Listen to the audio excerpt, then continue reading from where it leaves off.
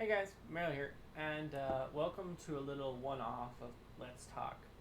I mean to do this. I thought about scripting, but I decided I'm just gonna go out of my brain anything I thought because it feels important. So Scarlet and Violet, they've released a lot of information about it, and it looks like a really good game, and I think that makes me really happy. So what I really wanted to talk about is the previous Nintendo Switch games and how Game Freak has learned from their failures to create what looks like an amazing game.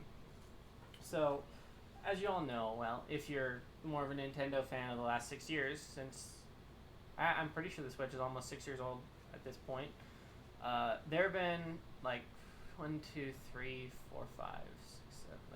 8, 7 or 8 Pokemon games, and they've all had their own flaws. Starting at Let's Go, again, it only had the original 151. It changed the catching mechanics. It changed held items. It was one of those things where it was a good game in and of itself, but it wasn't a good Pokemon game because they copied too much of Pokemon Go. After that, obviously, came Sword and Shield. And Sword and Shield, I think it gets a lot more hate than it should, but ultimately, right, online sucked. The story was bland. It didn't have the legendaries. It didn't have a lot of other Pokemon. But then they revealed the DLC. Now, personally, I hated on the DLC for a long time. I'm like, why was this not in the base game? But after playing through it for a lot of hours, I realized it's them fixing their mistakes. So the Pokemon Sword and Shield DLC, we're taking all of the complaints from the initial game and adding them into a $30 DLC with added story, added Gmax Pokemon, and other things. So like, if you look at it, they added extra Pokemon. Like, I think it's like 300 or 400 more. They added the legendaries, which were not in the game beforehand. They added a bunch of new story, which was actually fairly fun compared to the original story. Like, I really liked the Calyrex and Glacier story compared to the original one.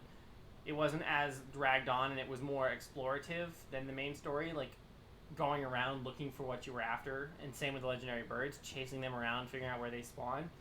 It was just a lot better than the original game, and for $30, it gave you quite a bit of content, and I would say it's actually more worth it than Ultra Sun and Ultra Moon were. Next up, we have BDSP. Now, BDSP, they're good games. Simply put, Diamond and Pearl were good games. BDSP are a copy of Diamond and Pearl, therefore BDSP are good games. Yes, they have their flaws. Yes, I wish they had more story content, but not having more story content does not make them bad games. It would have been nice if Game Freak had given Ilka like a couple year heads up on the development process so that they didn't have to copy. So for those of you who don't know, BDSP copied Pokemon Platinum's base code. They copied Sword and Shield's battle system. They copied Sword and Shield's following Pokemon. So most of BDSP is just they redesigned the 3D. They redesigned the 3D environment and added some 3D models for the trainers themselves. So I wish it seems to me like Game Freak went to open and they're like, hey, we don't have a holiday release. We need you to rush through and get a game out for us in less than a year. That's what it seems like. It seems like BDSP were not in development for a very long time because Game Freak was focusing on Legends Arceus and could not get Legends Arceus out by holiday season, so they outsourced it to somebody else, and that ended up turning the finished product down in quality. And then after this, we get to Legends Arceus. Now, Legends Arceus does a lot of good things. It allows you to manually throw the Pokeball, which is something I've wanted to do for years. It allows you to choose when your Pokemon evolves. It allows you to choose when your Pokemon learn moves without having any items. The battle system was updated. It was not improved as much as I would like it to. I like the strong and agile style idea. I don't like the way it was implemented. And then anything else about Legends Arceus? Well, obviously the graphics were not good on that. There was a lot of bad stuff, but that comes down to another point I'll make later on. And now we're on to Scarlet and Violet. Now, Scarlet and Violet have not released, but a few things.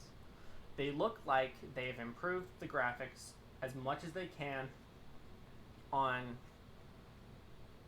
compared to Legends Arceus. I mean, they look better. Do they look good? No, but they look better.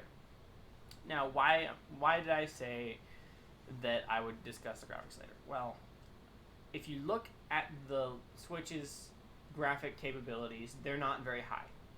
Because Nintendo as a company has decided to scale down the device and allow it to work with less processing capability for a smaller device compared to the Steam Deck, which is this massive thing, but it can play better, but it's massive and it generates a lot of heat. So you've got those two dichotomies there.